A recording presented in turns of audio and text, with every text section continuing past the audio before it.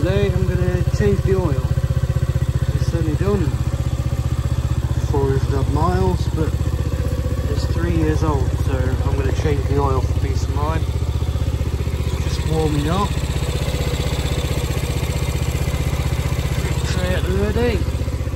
Yeah, it just warms the bike up, and there's a 17mm sump plug.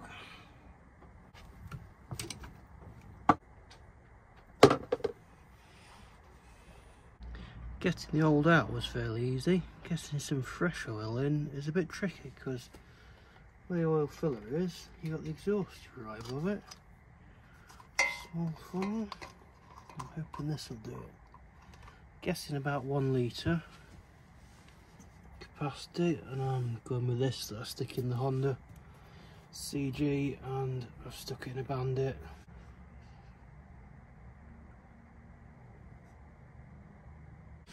So it's a case of pour a bit, funnel out, dipstick, dip it and have a look. Oh, we've got it on the dipstick now at least. A few glugs more, and I think we're there.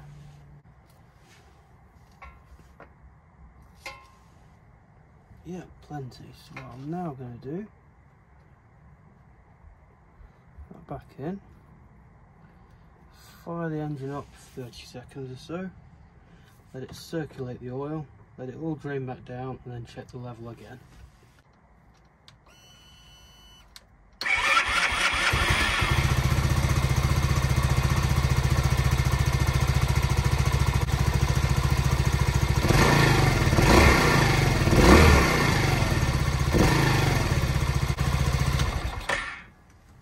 Give that a minute now for all the oil to drain back into the sump, and we'll check the level again.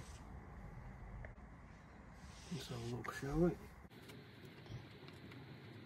So I'm going to first wipe it clean, give it a dip. Perhaps wants a tiny bit more oil, but as you can see, firing it up, circulating the oil around, the level has dropped a bit. It could be that I think these engines, it tends to sit in the head. There we go, easy as that. And the old oil, like I say, stuck the old oil, you can see it's black anyway. In the bottle. And take the label off, then I know it's old oil in that bottle. And to get rid of it accordingly. In the end, while I was at it, I thought, why not do this bike? Remember last time I didn't have a new one of these, so I'm going to put one of these in it. This one's oil is rather black. It's not done massive miles on that, but it does get ridden spiritedly, shall we say. Next thing on the list for this is to work out what electronics it's actually got, so I can get rid of that and put a carburetor on it. The only thing is, the CDI is in this chunk, which is part of the ECU, so when you get rid of all that, you lose your CDI, so you then need to add a custom one that will work with your generator stator and with your signal wire from that as well. So let's pull this off.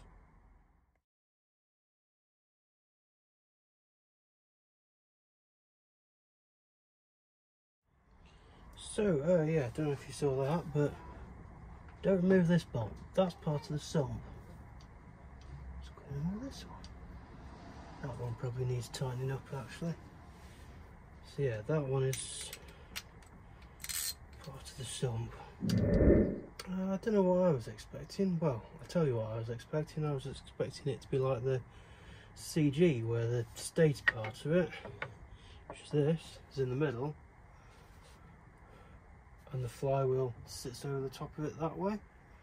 Whereas on this bike, it's part of the casing and sits inside it from the outside, if that makes sense at all.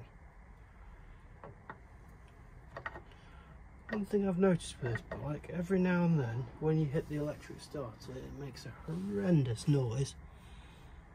But look at all the